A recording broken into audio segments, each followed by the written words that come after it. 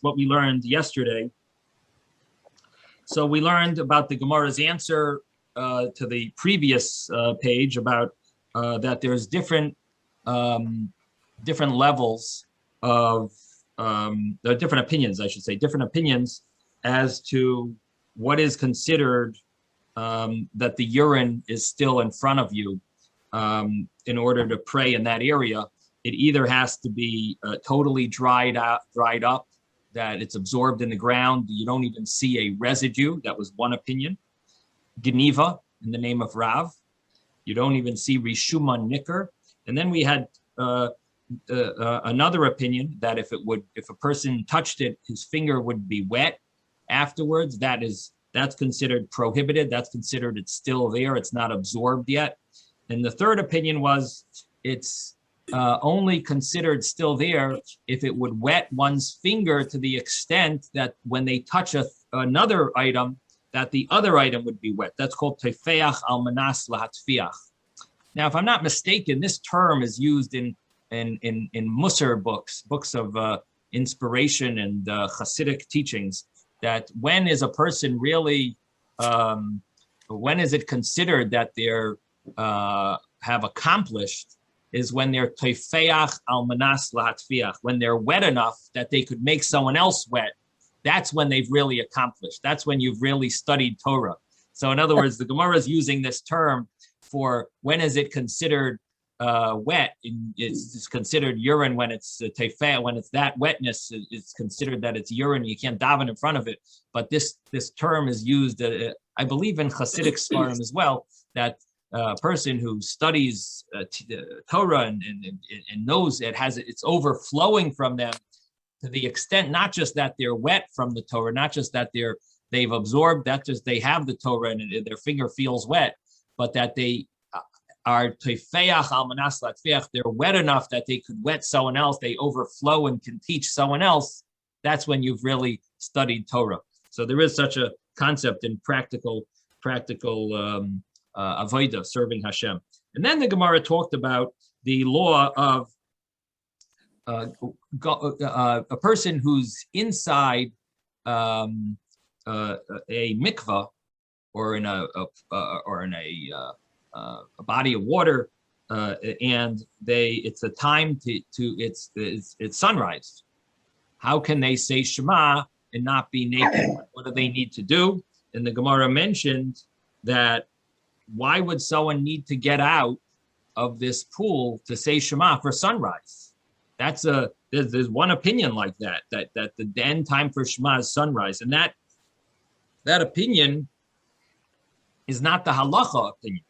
So why would the Mishnah mention that with a no-name Mishnah? No-name Mishnah is called a stam Mishnah, and such a Mishnah generally means that that's the halacha. It doesn't say names. It means like this is the accepted halacha. So the question the Gemara is asking is this Mishnah going according to that one view? And the Gemara is surprised that would be, because that would mean that that's the halacha. And the Gemara answers no. It even goes according to the other view, which is the way we follow. If you have 3 halachic hours in the day until when to say Shema, but nevertheless, someone might want to be strict to recite it in the most auspicious time that you say Shema in Shemona Esrei right by sunrise. And so therefore, a person might want to do this.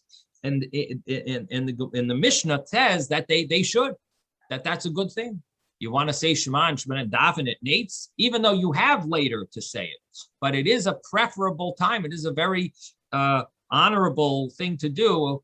And if a person wanted to do that, it would be advisable for them to do it, even if they're going to be half naked. In other words, the Mishnah tells you how to clothe yourself. If you could come out and put your clothing on before it, but the Mishnah tells you that it's possible to even say it in the mikvah, to say Shema, because you're saying it by the Neitz Hachama, you're saying it at sunrise. So then the Mishnah talked about that if you don't have time to come out and dry off and put your clothes on, then if you could cover yourself and say Shema, that if you don't have time, then you could say the Shema and clothe yourself with the water and say the Shema. The Gemara asks, how could you do such a thing? Your heart is visible. It sees your nakedness is visible to your heart. Now, the Gemara, we've learned this concept before, that the heart and the private area have to be separated. We've learned that before, and or we've learned that there's different opinions about that. And here, the Gemara jumps and says, "How could you do such a thing?" So, because the Gemara asks it in such a surprising way, how could you do such a thing? Tosfos says, you see from here that that's the halacha. Because why is the Gemara so surprised? It must be that the Gemara is saying that that's the final verdict. So there's a hint in the Gemara. The fact that the Gemara asks it is such a question. It doesn't say, oh, does this follow the view that you're allowed to say Shema even if your heart sees your private area? The Gemara doesn't ask it that way. The Gemara asks, what? You could do this? How could you do it? Your heart is visible, your erva is visible to your heart. Your private area is visible to your heart. How can you do such a thing? So Tosfos says, you see from there that since the Gemara asked it, the pashtus, like simply, the Gemara makes it like an automatic. So you see that that's the halacha. But Tosfos says that there is a rabbi, Rabbeinu Shmaya, who's a student of Rashi, who paskin the other way. He holds that. So he obviously doesn't see this as a proof, but Tosfos says the Ri considers this a proof that this would be the halacha. But the student of Rashi said, no, the halacha follows the other view. So he obviously doesn't see it this way as a proof. And then the Ri brings a second proof. He says, you see later that the rabbis argue about the akev, the heel, if it sees the erva, but they don't argue about the heart. So it sounds like, so everyone there agrees that the heart is a problem. So therefore, the Ri understands it, and Tosfos understands that that would be also a proof that when the Amoraim argue, they seem to all agree about the heart cannot see the erva. So even though we do find that there is such a view in other places, but you see when the Amoraim argue, they don't seem to have such a view, and therefore it sounds like the accepted view is the halacha follows that you're not allowed to have your nakedness exposed to your heart. There would need to be a separation.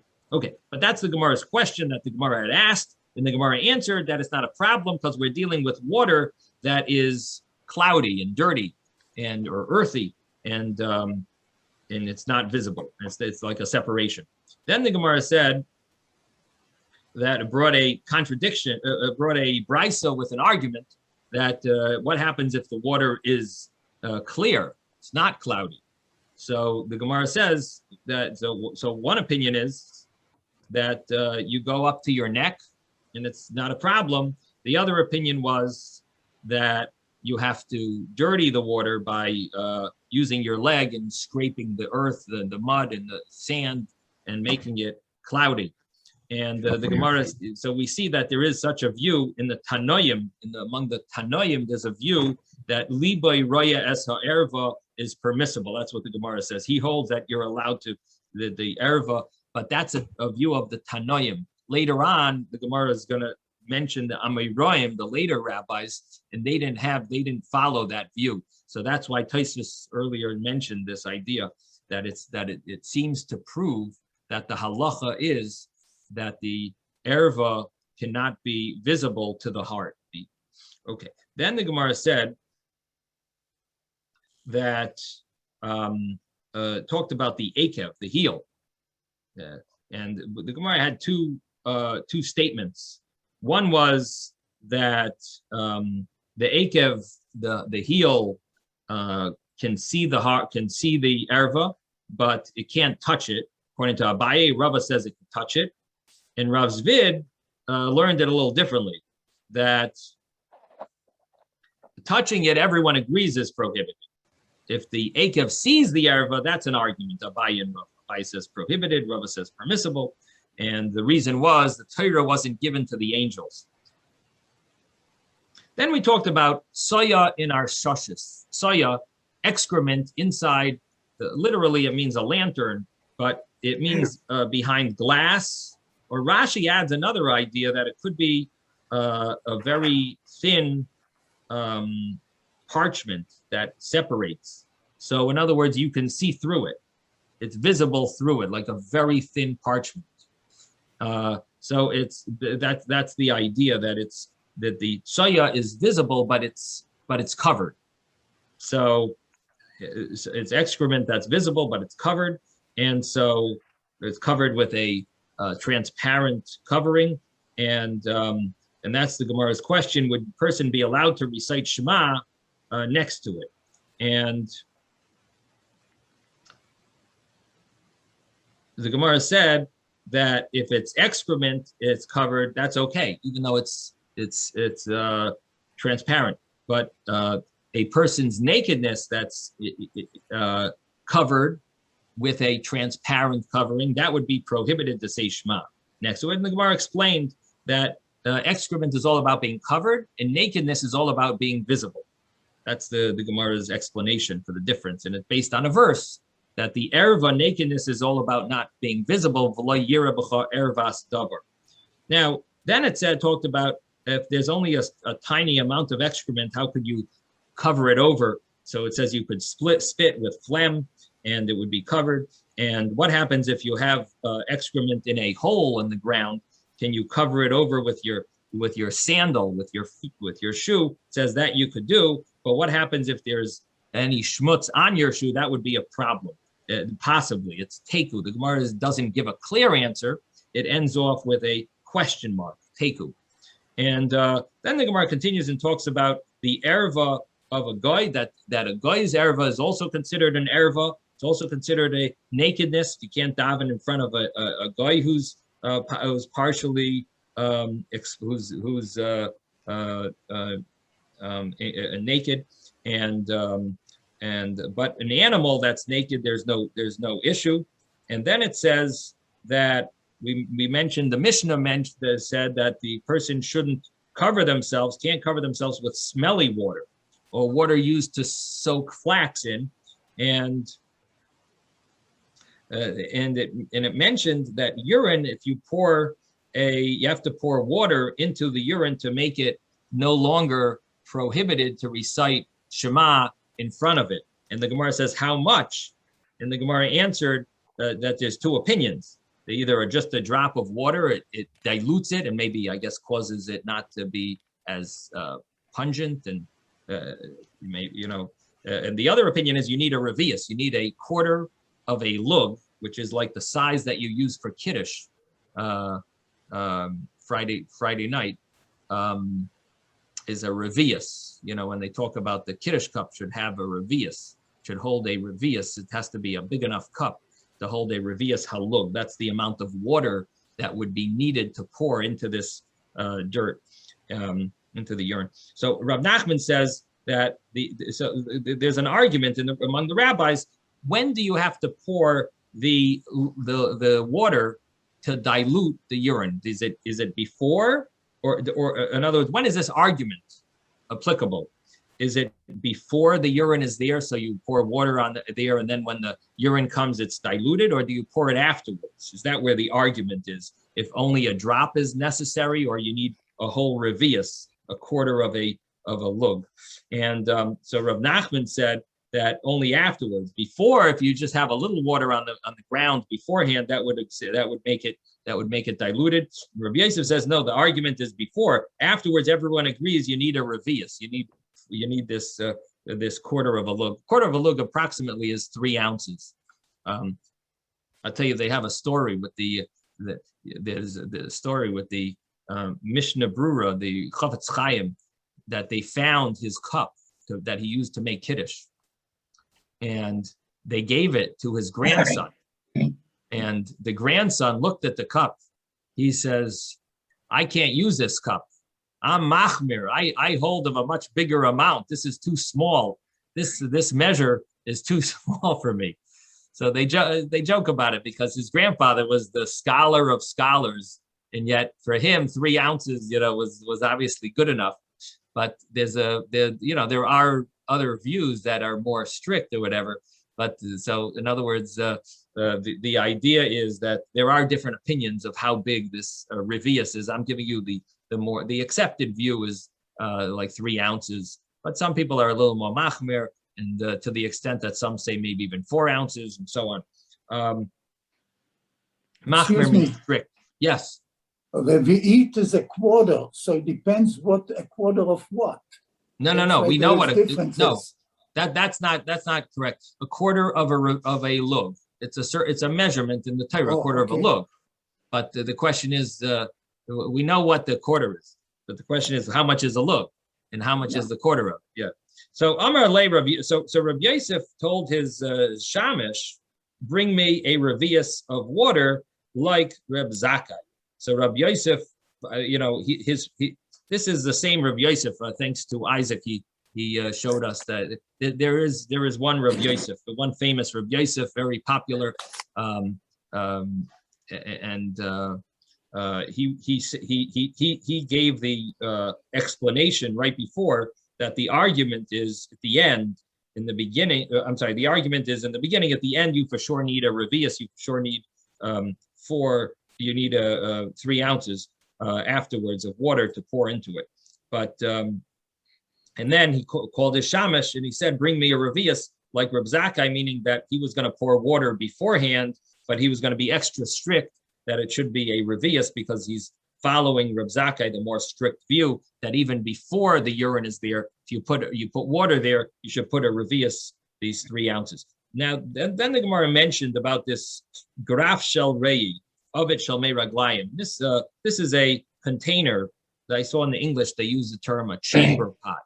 I don't know if that's an old term that was used. Yeah, chamber pot. So, and I guess that was used for either or both. But the Gemara divides it. There's a graf which is used for excrement, and then there's an ovet that's used for urine. And Rashi, interestingly, Rashi tells us that this was earthenware, and Tosfos is he takes that as a major. That's teaching us possibly a major law, because what comes out is that you're not allowed to say Shema next to one of these containers, even if they're washed out. You can't say Shema next to it. And Tosfos says, Rashi said that it's talking about earthenware. Now, there's one law about earthenware that is applicable to all halachic matters, and that is that earthenware absorbs. It's very absorbent, and as long as it's not glazed or covered, if it's not, is that the term, glazed or glazed? Yeah, if it's not baked. No, it's baked. I believe it's baked, but it's not glazed with a. One time, it's called greenware. Then they put glaze on it, and then it becomes porcelain. But what they're talking about it's baked one time, which is called greenware, but it absorbs thing and the smell. You can't do. So it's very absorbent. Thank you, Susan, for mentioning this. So it's very absorbent. So it's called earthenware, and that's one thing that can never be kosher. You can't kosher earthenware. So let's say something becomes non-kosher, or you want to buy something that's non-kosher and then kosher, you can't kosher earthenware. And so the thing is that because it's absorbent. So Tosfos says, why is Rashi telling me that these containers, the chamber pots, were made out of earthenware? Rashi maybe is saying that only because it's absorbent is it a problem. Maybe if it was made out of glass, Tosfos says, maybe that's not a problem. That might be what Rashi's telling us. So he comes up with a whole new law that it's possible that what Rashi's teaching us is if it's made out of glass, if it's washed out and it's clean, then maybe you could daven right next to it. And I wonder what that would mean about plastic, because plastic is not so, I don't know if plastic, I would think plastic's not absorbent or it is absorbent. Oh, I'm sorry. Okay, I take that back. So plastic is absorbent. Thank you. It's good we're learning together. But the thing is that this could apply to, not practically, but I'm saying the law, Tosfos is wondering, would it be would glass be different and because it's not absorbent, or at least according to some opinions. Now But Taisus seems to follow that. He says zchuchas.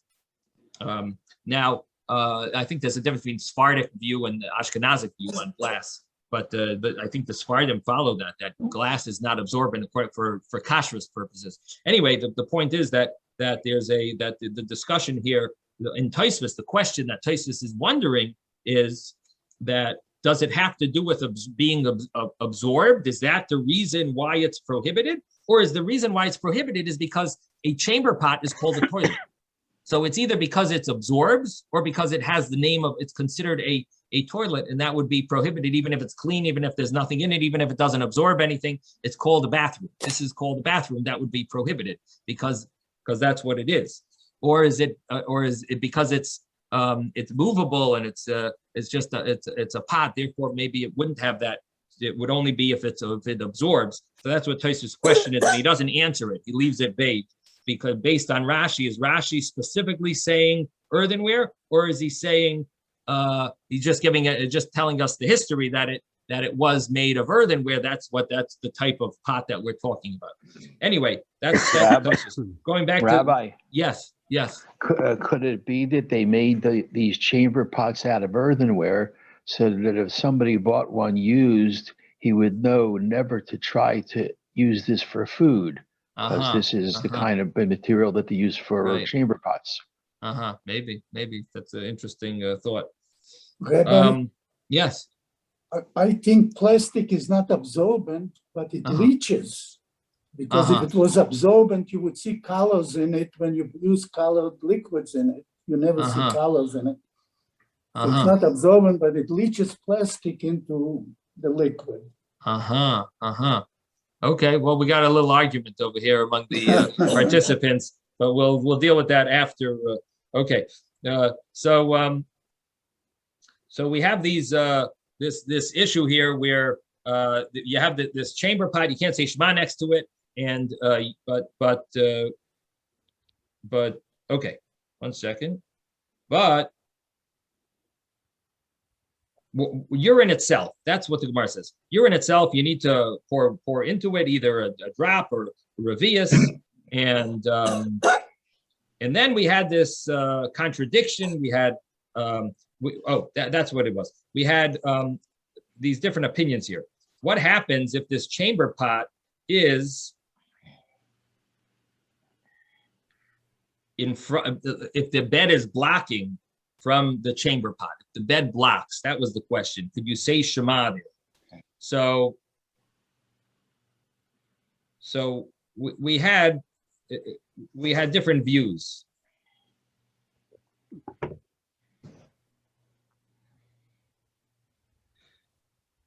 So Reb Zakkai said that a revius, you pour a revius of water into it, whether the bed is separating or not, that's fine. You just pour a revius of water into it. And Reb Shimon ben Gamliel says, if the bed is blocking, you're allowed to say Shema. If the bed is not blocking, then you can't say Shema. And then he adds this sentence, but you separate 4 amos. And that sentence was vague because we don't know if that means if the bed is separating, then you have to separate 4 amos, or is he talking about if the bed is not separating and you can't say Shema, but if you separate 4 amos, then you could say Shema. That's what we were wondering about. And then we had the other opinion that Reb Shimon ben Elazar says, even in the whole house, 100 amos, you don't say Shema until you remove that or put it under a bed.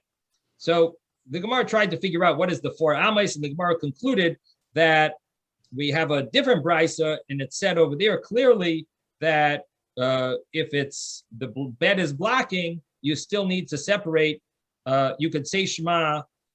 If the bed is blocking, you say Shema right away. If the bed is not blocking, then you need to separate the 4 amos. So that pretty much clarified it, that you basically, as long as you're 4 amos away, according to that opinion, that would be fine. But then there was another opinion that the whole house is considered, even 100 amos is considered like 4 amos, and it's all prohibited. And we said that that's a famous view. even though Rashi said, I don't know where that is, where you find it, but that was where we ended. Okay, so now we're up to the next Gemara here. Ba'amine. It's maybe about 10 lines up from the bottom of the page. Ba'amine, the last two words on the line. And we're on 25b, Ba'amine. And the question, Ba'amine me Rav Huna, they asked the question from Rav Huna, Mita abed pachos mishleisha, that it's under 3 tfachim, under 3 handbreadths from the floor. 3 handbreadths is approximately 9 inches. 9 and point something, 9.1, 9.2 inches, something like that. That would be they translate tefach as 3 inches here, but I believe it's 3 point something. So the bed. So we mentioned this concept of that they would put this chamber pot of urine under the bed. So the question is, if you put it under the bed, if the bed is only 9 inches or less, if it's less than 9 inches from the floor, there's a concept called lavud. Lavud means that it's such a small gap that we consider it as if it's attached. People use this concept for the laws of sukkah. When a person builds a sukkah, there is something called lavud straps. Lavud straps they have canvas material sukkahs, and the problem with those sukkahs is that the walls shake.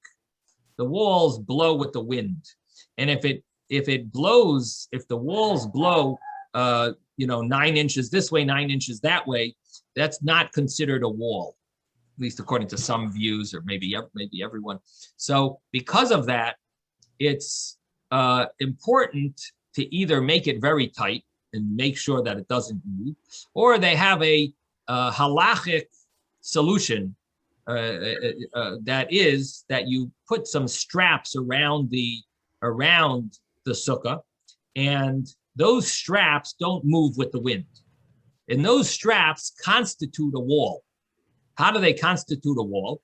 Because if you put a strap every 8 inches, that's considered like it's filled in. The gap is such a small gap. It's only 8 inches. It's not 9 inches. Since it's only 8 inches, that gap is not considered a gap. We consider it closed in, and it's as if you have a full wall there. So they have, let's say, the bottom pole of the sukkah is one. Then they go 8 inches. You put a strap around 3 of the walls of the sukkah. You have the first 8 inches covered. And then you do another 8 inches, put a strap, another 8 inches of strap. So you have like 3 straps. And then you have the middle board, the middle pole of the sukkah within 8 inches of the third strap. So you've got altogether 40 inches, approximately 40 inches of wall, which we consider fully solid wall that doesn't move with the wind, because the metal poles don't move with the wind, nor do the straps move with the wind. So even though the wall that's canvas is moving with the wind, that's considered a wall because it's called lavud. It's all considered as solid because the gaps are too small to be considered a gap. And that law applies here. We said that a person can put the chamber pot under the bed. So the Gemara is understanding that if the bed is within this 9 inches, that means that it's considered like it's closed off, and like that the bed covers the whole chamber pot is considered covered. It's because the bed is like closed with the earth, with the ground. So the Gemara here says, Mita pachas mishleisha pshitali. It's for sure to me that a bed that's below 3 tfachim, below 9 inches from the ground, is the kalavadami. It's considered like lavud. Shleisha arba chamisha shisha shiva shmeina tisha. Mahu. What happens if it's above 3 tfachim? Maybe 4 tfachim, 5 tfachim, 6, 7, 8, 9. That I'm wondering about. 10 is for sure to me it's not good. If it's 10 tfachim above the ground, it's for sure not considered closed. So what about if it's 4, 5, 6, 7, or 8, 9 tfachim? Mahu, what's the dip? Amar le lo yadana, I don't know. Asara vade lo mi boili. 10 for sure is not a question to me, because 10 is considered totally like a separate thing. It's definitely not considered connected to the ground, because 10 tfachim is considered a new reshus, a whole different considered a different location. But if it's less than that, 10 tfachim, so that would be the question. Amar Abaye shaper avadato. It's proper, it's correct, that you didn't ask the question about 10. Why? Because 10, 10 is considered a different rishus. It's considered a different domain. That's the word. It's considered a different domain. And therefore, there's no way that we can consider it closed off. And therefore, the chamber pot would be a problem. Rabbi, can I ask you a quick question? Yes. The bed has to, the bottom of the bed has to be a minimum of 9 inches away from the chamber pot? No, from the floor. Oh, okay. A maximum. A maximum. But by the way, not a minimum. It's a maximum of 9 inches, and anything above that would be questionable. But the maximum you should do is 9 inches, because if it's within 9 inches from the ground, then it would be considered closed off, and then a person could say Shema there. Okay, I understand now. Now, Amar Rava says Hilchasa, the halacha is Pachas Mishleisha de Kalavadam. Less than 3 tfachim, which is like these 9 inches, it's like Lavid. And Asara, and if it's 10 tfachim, which is like 36 inches above, or 30, well, somewhere around 30 inches, but I believe it's a little more. It's more like 34, 33 maybe. But if it's 10 tfachim, then it's considered a reshus achritihi. It's a different domain, and therefore it's for sure not good. It's for sure a problem. Now, mishleisha ad asara, from 3 handbreadths to 10 handbreadths, which means from around 9 inches to 32 inches, that would be that hainu debay mine. That would be Rav Yosef me Rav Huna. That would be the question that Rav Yosef asked Rav Huna, but like Pashat Lane, he did not answer it. So that would be unclear to us. Amar Rav says halacha is Reb Shimon ben Elazar.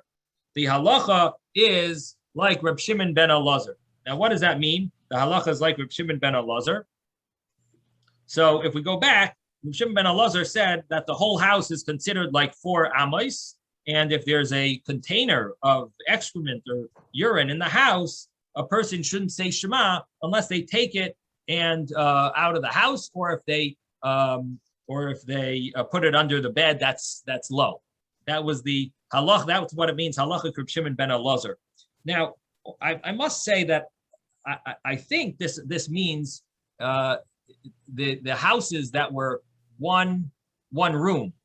I'm not sure. It uses the word bias, but often I've seen that bias sometimes means a room. So I'm not 100% sure if this refers to a room or really means the whole house. But anyway, it would have to be, the chamber pot would have to be removed according to Rav, that says the halach is like Reb Shimon ben Elazar. And v'chein Amar Bali, so did Bali say, Amar Rav Yaakov, Bara de Bas Shmuel, Rav Yaakov, the son of the daughter of Shmuel, said the same thing. Halacha Reb Shimon ben Elazar. The halacha follows this rabbi, Reb Shimon ben Elazar. Rava Amar Rava says, "Ein halacha Reb Shimon ben Elazar." He says the halacha is not like the halacha doesn't follow Reb Shimon ben Elazar. So even when it comes to halacha, we have an argument. Who is in the Gemara? Rava says the halacha doesn't follow this Reb Shimon ben Elazar, and however, Rava agrees if it's under the bed, you would be allowed to say to say Shema, but he doesn't follow Reb Shimon ben Elazar, who was very strict that you would need that the whole house is considered like that it's like 4 amos. Kula Besa is like a 4 amos, yes. So so now comes the next Gemara. Rav Achte Yasik Le'Lavrei Bei Rav Yitzchak Bar Shmuel Bar Marta. Rav Achai made a shidduch livrei for his son in the house of Rabbi Yitzchak Bar Shmuel Bar Marta, in other words, to the daughter of this rabbi. And Ayla L'chuppah, he took her to get married to the chuppah. And they weren't able to consummate his relations that first night. Also, Basri, so he went, the father went to see what's wrong. There must be some spiritual issue. Why was his son not able to consummate his marriage? So Chaza, he saw a Sefer Torah de Mancha. He saw there's a Sefer Torah that's placed in the room. Amar Lahu, he said to him, he said, Iku, if Hashta now, loy asoy, I didn't come, sakantun lavri, this would have been a sakana. Imagine if it would have been a sakana. There's a terrible sin of having relations in a room that there is a Sefer Torah. So he found that there was a Sefer Torah in the room. So he said it would be a terrible sin. It's a sakana. It's a danger for my life, for my son's life. The Tanya, because we learned in a brisa, Sefer Torah tefillin, a house that has a Sefer Torah or tefillin,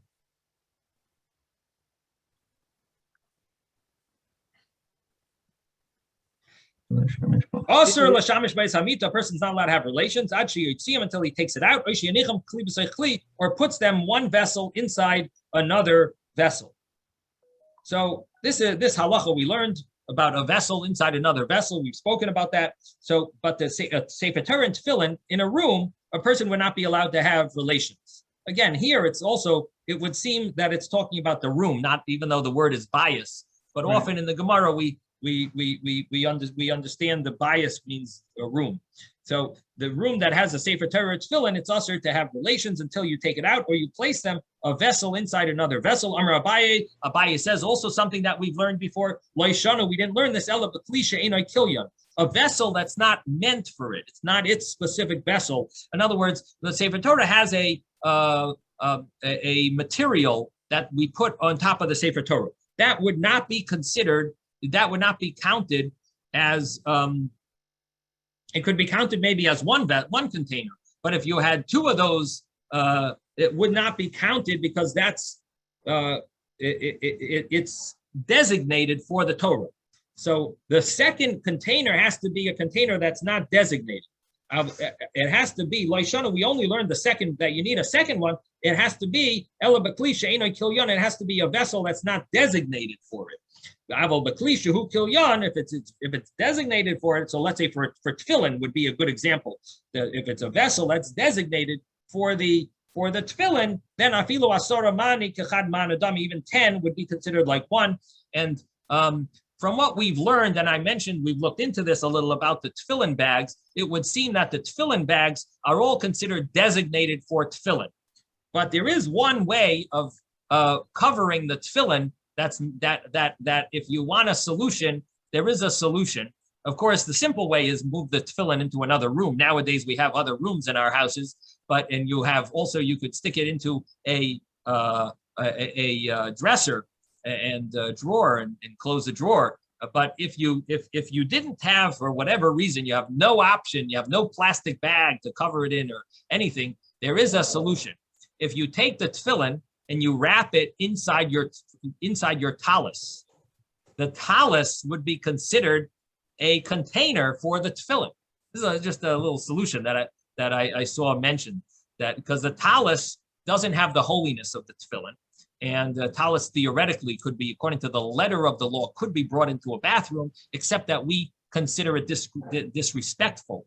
But really, a talus is allowed. It doesn't have the holiness anywhere near the holiness of tefillin in it, and therefore it could be considered a covering for your tefillin because it's not designated to cover your tefillin. So if need be, and you were in a scenario where you had no other cover, theoretically you could use the talus. But anyway, the tefillin, with inside its bag, inside its box, inside the bag that covers the box, that covers the tefillin, and inside the second cover of the plastic, none of those seem to be good enough to be considered a second covering. So my solution that I just mentioned, I shouldn't say mine, one that I saw somewhere. That solution would work, I guess, theoretically, if a person was traveling and they were in an airport, they have nowhere to put their tefillin, they have to bring it, and then they're only carrying their tefillin, they have no plastic bag, not a suitcase that they could stuff it in or anything. They're traveling very light. They only took their tefillin. Theoretically, I guess that would be a solution to bring the tefillin into the bathroom if need be. You wrap it in the talus, put the talus inside the outer bag of the tefillin, and it's a double wrap, because it's one wrap, is its own wrap, and then it's also wrapped in a talus. Anyway, just finding solutions. So the halacha here is that even 10 containers would be afilo asaramani, if it's a kli that it's designated for, even 10 vessels would be kechad man adami, would be considered like one vessel. Amar Rava says, glima, a cloak, a kamtera, on a covering over a bookcase.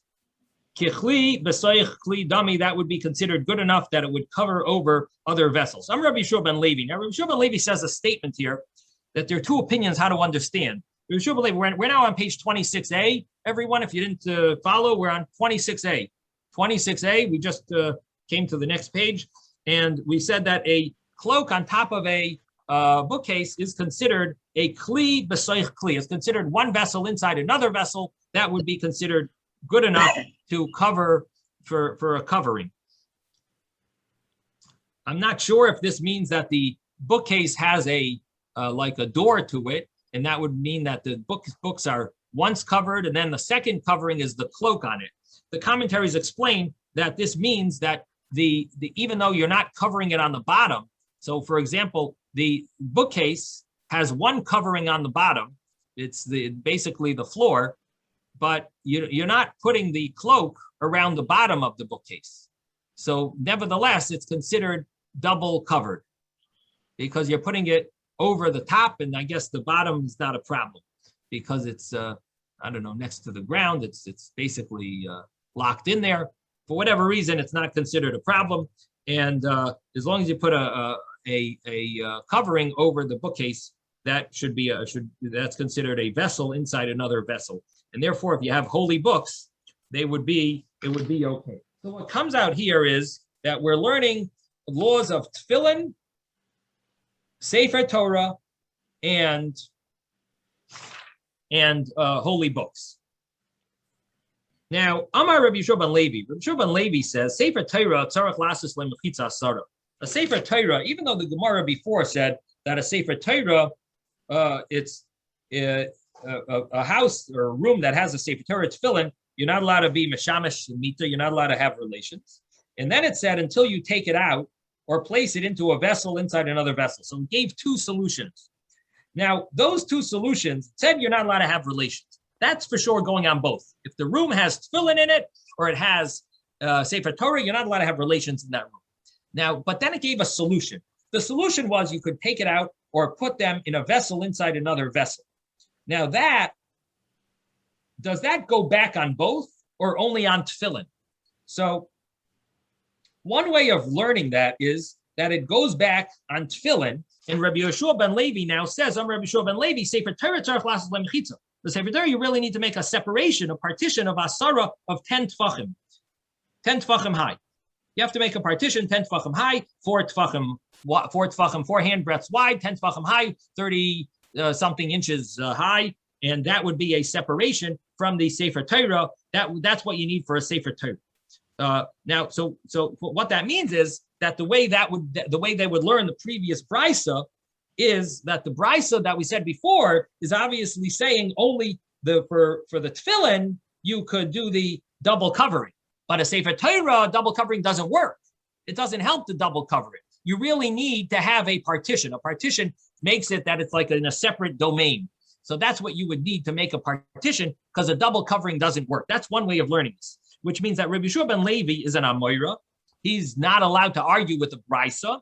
So they have to explain the brisa a little differently. That the brisa, it says you're not allowed to have relations. That's going on both cases, Sefer Torah and tefillin in the room. But when it says the solutions about the double covering, that when it says that solution, that's going on tefillin only. Tefillin works with a double covering. A Sefer Torah wouldn't work. And this law would apply also to scrolls. If something was written in a scroll, a holy book that's written on a scroll, that would have the same law as a Sefer Torah, but it wouldn't apply to books or tefillin. Tefillin, you don't need a partition. You would need a double covering would be fine. Now, another way of learning this is that Rabbi Shua ben Levi is saying a third option, that the Brisa just mentioned two options, but Rabbi Shua ben Levi is saying that you also have an option, even for a Sefer Torah, that you could use a mechitza. So Rabbi Shua ben Levi says a Sefer Torah, so you could use, according to this way of learning, you can use a double covering for a Torah scroll, but there's another option that you could also make a partition. Sefer Torah Tzarich La'aseh Lei Mechitza, sorry, you need to make a partition of 10 tefachim. Mar Zutra ikla l'bei Rav Ashi, Mar Zutra traveled to the house of Rav Ashi, Chazia l'duchte, the Marbar Rav Ashi. He saw the place of his bed, the location of his bedroom of Marbar Rav Ashi, the son of Rav Ashi, and the Manach Bei Sefer Torah. He saw that there was a Sefer Torah in the room. This is the thing: don't let people come into your bedroom. But here he had him come into his bedroom, and he started telling him halachas over here. He said he saw what there was a Sefer Torah in the bedroom, and he saw that there was a partition of 10 tefachim.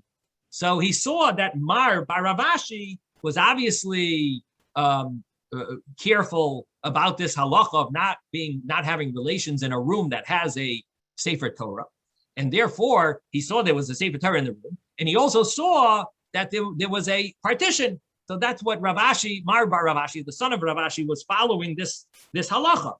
But he told him off. He says, Amar Le, come on, who are you following? Rabbi Yeshua ben Levi? You're following this statement of Rabbi Yeshua ben Levi? Amar, I would say, the Amar Rabbi Yeshua ben Levi, that Rabbi Yeshua ben Levi says his halacha, the lesle beis achrina, when you don't have another house or another room. Mar isle beis achrina, you have another option. You have another room. Why don't you take the Sefer Torah into another room? In other words, this is not a preferable way to have relations in a room with the Torah, even if you're making a partition. Partition is only if you don't have another room. If you have another room, then you really shouldn't follow this. This is a last case scenario. This is a last resort.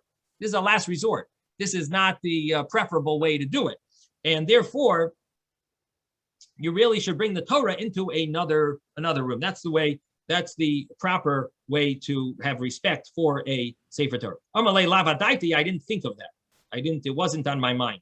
Okay. Kama yerchik benim minatzaya arba amos. How much should a person separate from the urine and from excrement? The Mishnah said arba amos, 4 amos. Amar Rava says something that we learned before, but it never said it in the Gemara. We talked about it, that there's a difference if the dirt is next to you or in front of you. Rabbi, yes.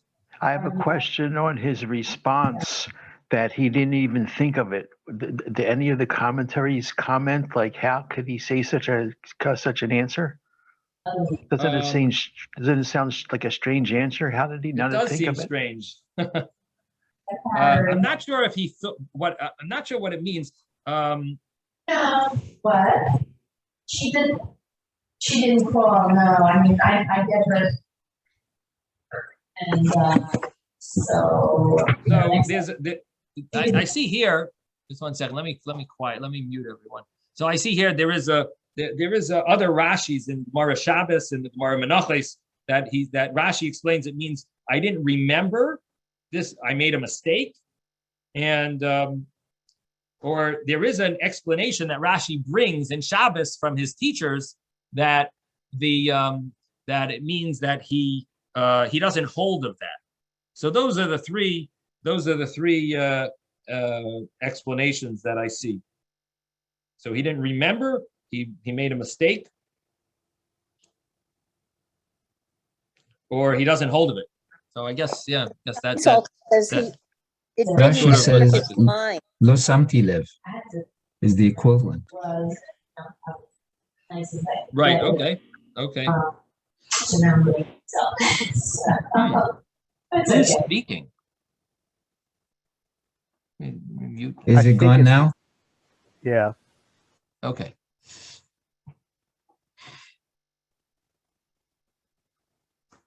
All right. Now we're going to continue the next Gemara. So how much does a person have to separate? Rabbi, yes. Susan was about to ask something. Oh, I didn't hear. Susan? But it was a long time ago. I didn't want to interrupt, but when I say, you ask after. Let's wait. Let's hold it for after. Is it okay in English and in Hebrew? Because I can't really. If what's okay in English? What are you talking about? At sunrise, when I say the Shema. Oh, first of all, you don't have to say it at sunrise, although that is very nice to do, but you don't have to.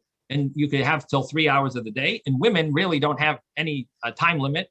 So it really is not an obligation but it's an obligation to say it at some point during the day, and you can say it in English. Okay, thank you. Okay. Amar Rava. Rava says, Amar Rav Schreira, Amar Rav Huna. The name of Rav Schreira and the name of Rav Huna. Lo yishanu ela la'achayro.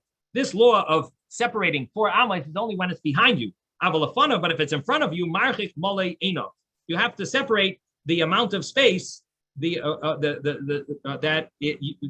for the amount that one could see. So in other words, if someone could see in front of you, that's how far you have to separate until you can't see it anymore. The same law applies not only for Shema, but also for tefillah, for prayer. Amy, is that true? Doesn't this rabbi say in the name of Rav Chizda, that you could daven in front of a beis hakisei, in front of a bathroom?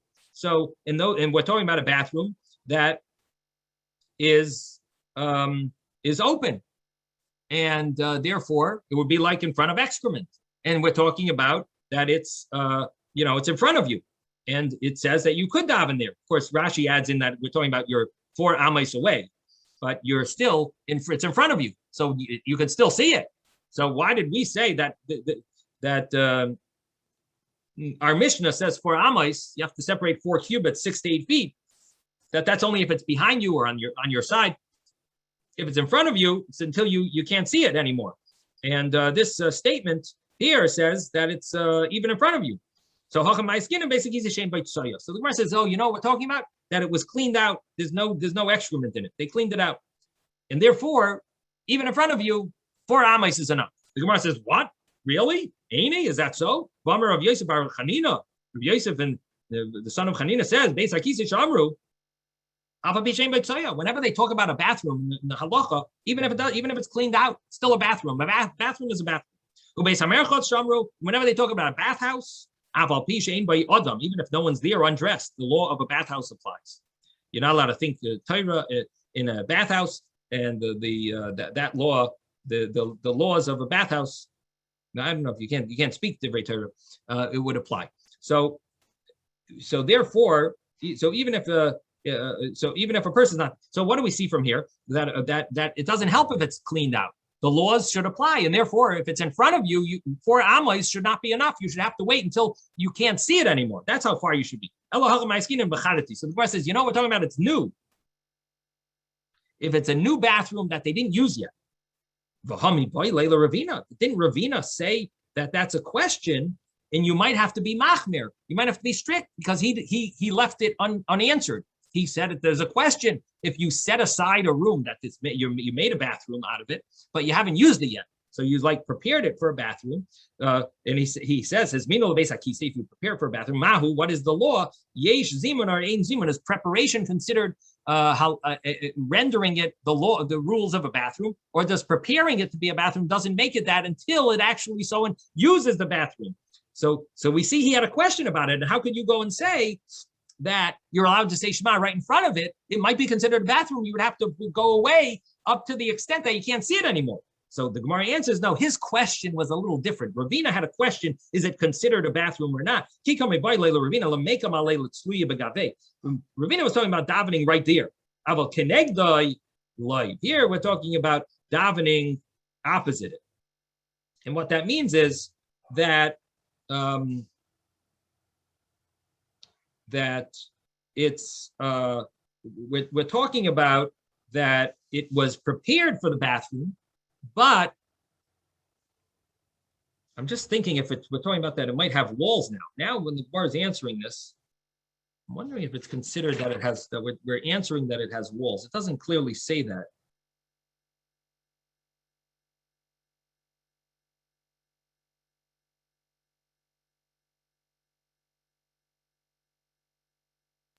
Rabbi, wouldn't it make sense? Maybe it does. I think it does. I think it means that. Because it says, but you can't daven opposite it, which means basically there is no door there. And so you could actually see it. But on its, it says,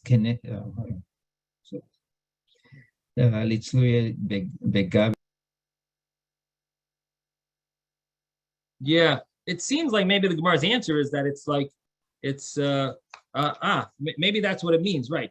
In other words, now we're talking about that it's talking about that there's no separation. I'm not sure. I have to think about this.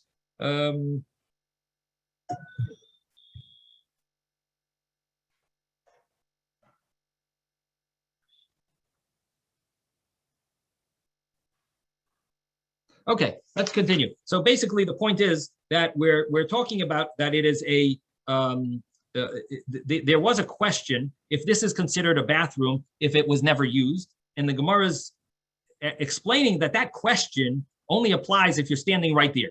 But if you're away from it and you're just facing it, then it's not a question. We're not worried if it's considered a bathroom or not. Doesn't matter because it never was used, and even if it was, even if you were standing right in it, that would be a question. Outside of it is for sure not a problem, and therefore it's the law is in such a scenario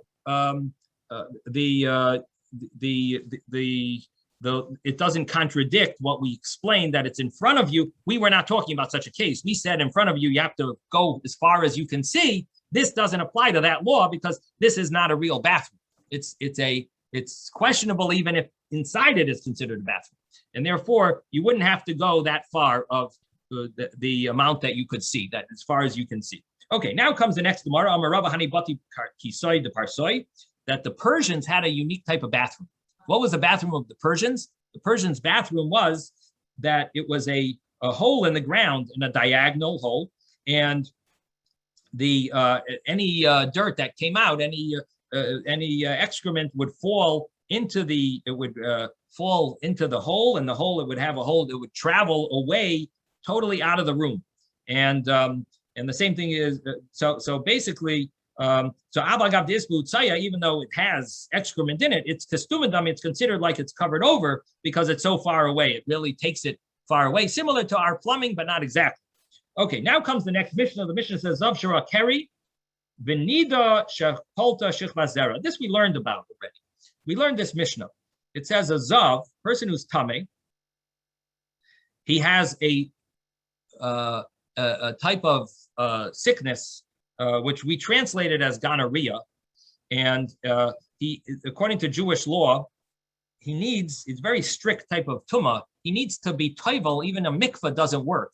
He's got to go into mayim chayim, a well. He's got to dunk in a spring mayim chayim, and so he saw Keri. So he has two types of tumah. Number one, he's a zav, and number two, he had either relations or he had a wet dream, but he saw Keri. He had an emission. So he is tameh for two reasons. And we learned that a Keri, emission type of tumah, that tumah, all you need to do is go to mikvah, then you can say Shema or study Torah. You got to go to mikvah. This is called the law of Ezra. Now, so he's a zav and he saw Keri. So the problem is, even if he goes to mikvah, he's still going to be tameh for zav, because zav, he's got to wait 7 days before he can go to mikvah, and the type of mikvah that he needs to go to is also a different type of mikvah. So this mikvah dunk is not going to help him. He's still going to stay tameh. So the question is, does he need to go to mikvah, or what do we tell him to do? Because his mikvah, it's not really a completely, it's not really working. He's going to be tameh even after he leaves the mikvah. Then we have another case of a nida who's menstruating. The woman is menstruating, and she had relations right before she started menstruating. So she had relations, and inside she has semen that spills out for the next 3 days. It's possible for semen to spill out in the next 3 days, and she felt that some of it came out. So she was poilet shechvazera. Now, when it comes out, so even though she had relations, she went to mikvah already for the relation, so she can say Shema. She can say Shema. But the problem is, she now had some of the semen came out, so she's now tamei a second time for that relation because the semen came out and it made her tamei. Because when a woman emits shechva zera semen, it causes her to become tamei again. She would need to go to mikvah a second time. The problem is she's a nida, she's menstruating, so her mikvah is not helping her tumah. She's still going to be tamei for 7 days. In Bahamashameshas, also you have another case. A mashameshas, a woman who had relations, sherasa nida, that she sees she becomes tamei with nida. So she had relations, and now she became tamei she menstruated, and now if she goes to mikvah, her mikvah is not really helping her because the mikvah is not going to help for the menstruation. She's still going to be tamei even if she goes to mikvah. So the Mishnah says there's an argument in these cases. It's complicated because really her mikvah is not really helping her completely, or it's not helping him completely. So the Mishnah says the first opinion is trich and tvila. They need to go to mikvah anyway. Why do they need to go to mikvah? It's not going to help them because you know what? It's following Ezra's takana, Ezra's decree, and it's going to allow them to say Shema. And the halacha is even if they're tamei, they can still say Shema with the other tumas, but this tumah that they had relations, they wouldn't be able to say Shema and they wouldn't be able to study Torah. Therefore, they should go to mikvah anyway. And Rabbi Yehuda, Rabbi Yehuda says no, because Rabbi Yehuda says they are patur. The Gemara now asks a question. The Gemara now asks, what would the law be a bal keri? So the Gemara is understanding that there might be a difference which tumah is first. If you are tamei with bal keri, which is the emission, a person had relations, so they're tamei with that. So that means that once they have relations, there's an obligation that's on their shoulders that came first. Go to mikvah now. The second obligation, then afterwards, they become tamei with a major type of tumah, zizav or nida, that came afterwards. But what's on their shoulders already? They already are shouldering an obligation of going to mikvah to study Torah and to say Shema. Then, when they become tamei afterwards, then I could understand. Then that would be one scenario where there might be an obligation to go to mikvah because you have the obligation already came on. What about the opposite scenario? The opposite scenario is where you're already tamei from some other tumah, and now you had relations, or now you had an emission. Now the obligation maybe never comes on your shoulders because you're really tamei from before. So there's two ways the way to, depending on what the order of your impurities are, it could be that there's logic to say you shouldn't need to go to mikvah. So the question is in Rabbi Yehuda. Rabbi Yehuda is lenient. He says you don't need to go to mikvah. But which scenario is he talking about? Is he only talking about a scenario you don't need to go to mikvah where you never got the obligation to go to mikvah for having an emission because you were already tamei for some other tumah? So you're not going to be obligated to go to mikvah because it's not going to help you. But in case where you only had an obligation on your shoulders to go to mikvah for the emission, and you didn't have yet the obligation to go to mikvah for a big type of tumah, in this scenario, there's reason to say that maybe Rabbi Yehuda will agree you got to go to mikvah because you already have that on your shoulders. That obligation came before the new tumah, before the big tumah came. So that's what the Gemara is asking. Balkeri Shiraziva, the Rabbi Yehuda Mal. Balkeri that had the obligation of going to mikvah in order to study Torah and to say Shema, then he sees a ziva. Could you ask them, Vicky?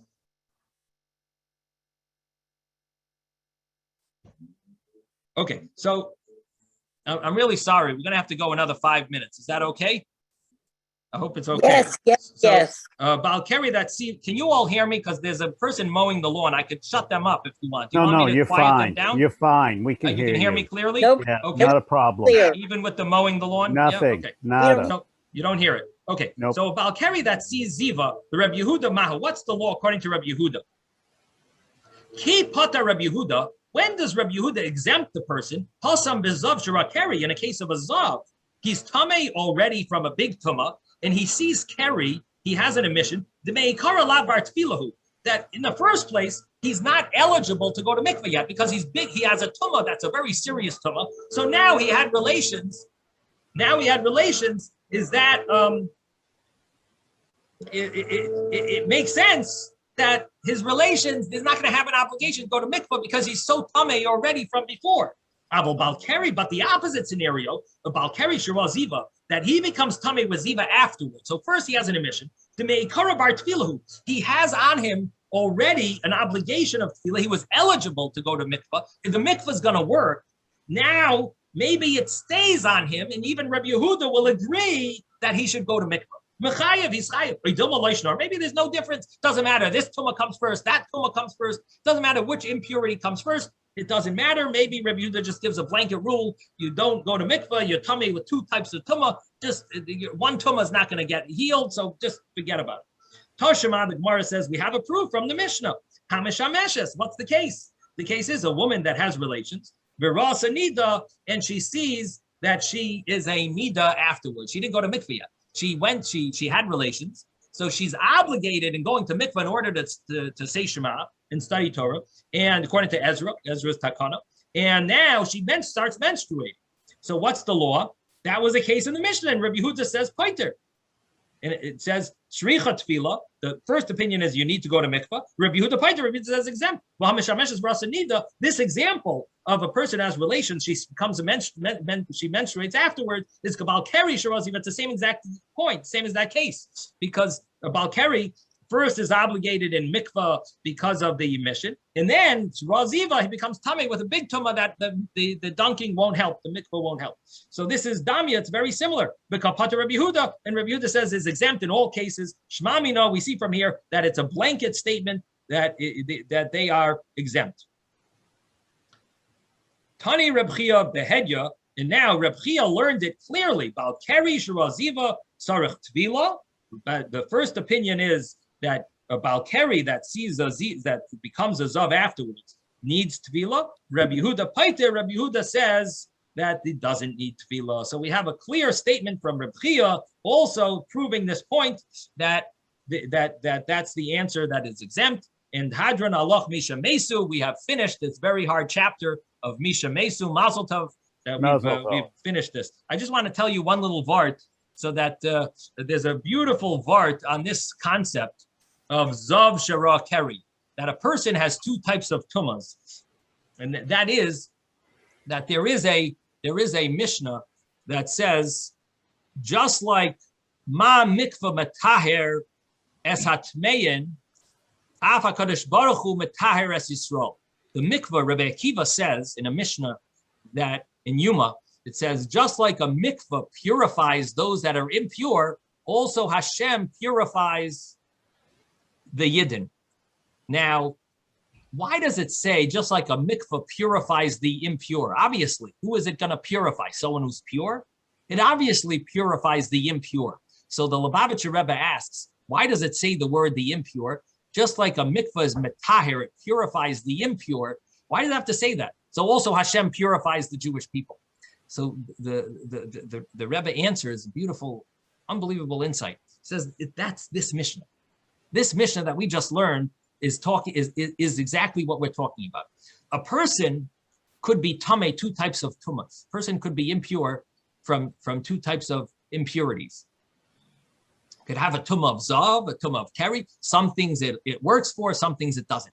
Just like a mikvah can purify, according to the Tanakama, the first opinion, which is the halacha, that a mikvah works when a person is tameh from one tumah, but it doesn't help the other tumah. We still tell him to go to mikvah. It's going to help you. You can learn Torah and you can say Shema. Even if you're tameh from another type of impurity, it's still the mikvah purifies you. It purifies the tamein, the ones that are impure, that are going to stay impure. It still purifies you. Also, Hashem purifies the Jewish people, even if you're not doing a full tshuva, even if you're not repenting from every type of sin, you're not totally good now, you're not becoming perfect, but still you're purifying yourself from one type of impurity. Hashem purifies you and he loves you for that one good deed that you're doing, even though you have other sins that you haven't rectified yet and worked out. But nevertheless, just like a mikvah purifies someone who's impure and is going to stay impure,